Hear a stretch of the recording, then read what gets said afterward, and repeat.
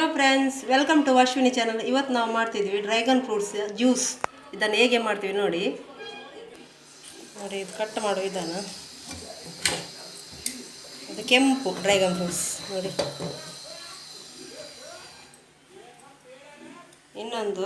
ಇನ್ನೊಂದು ಬಿಳಿ dragon fruits ನೋಡಿ. ಈ ಥರ ಉಂಟು. ಇದನ್ನು ಮಾಡುವ ವಿಧಾನ ತೋರಿಸ್ತೇನೆ ನೋಡಿ. ಈಗ ಈ ಥರ ಕಟ್ ಮಾಡಬೇಕು. ನಾವು ಮಿಕ್ಸಿಗೆ ಹಾಕುವಾಗ ಸಣ್ಣ ಸಣ್ಣ ಕಟ್ ಮಾಡಿ ಹಾಕಬೇಕು.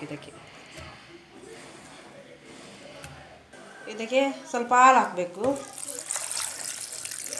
ಇಷ್ಟು ಹಾಲು ಇದು ಸ್ವಲ್ಪ ಇಡಬೇಕು. ಹಾಗೆ ಅರ್ಧ ಲೀಟರ್ ಹಾಲು ಹಾಕಬೇಕು. ಇದಕ್ಕೆ ಅರ್ಧ ಲೀಟರ್ ಹಾಲು ಕಾಯಿಸಿದ ಹಾಕಬೇಕು. ಮತ್ತು ಅದೇ ಸ್ವಲ್ಪ ತೆಳುವಾಗಲಿಕ್ಕೆ ನೀರು ಹಾಕಬೇಕು. ಒಂದು ಲೋಟ, ಒಂದೂವರೆ ಲೋಟೆ.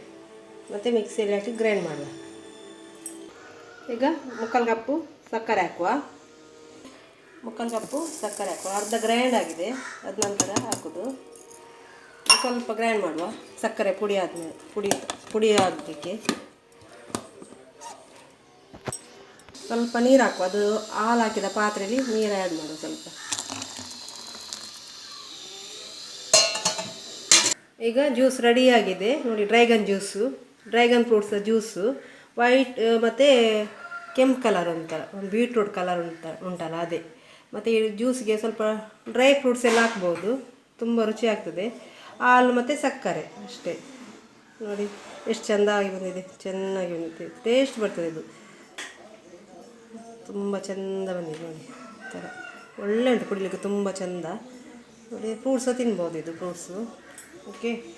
ಈ ವಿಡಿಯೋ ನಿಮಗೆ ಇಷ್ಟ ಆದರೆ ಲೈಕ್ ಮಾಡಿ, ಶೇರ್ ಮಾಡಿ, ಸಬ್ಸ್ಕ್ರೈಬ್ ಮಾಡಿ ಮತ್ತು ಕಮೆಂಟ್ ಮಾಡಿ. ಓಕೆ. ಇನ್ನೊಂದು ವಿಡಿಯೋದಲ್ಲಿ ಸಿಗ್ತೀನಿ. ಬಾಯ್.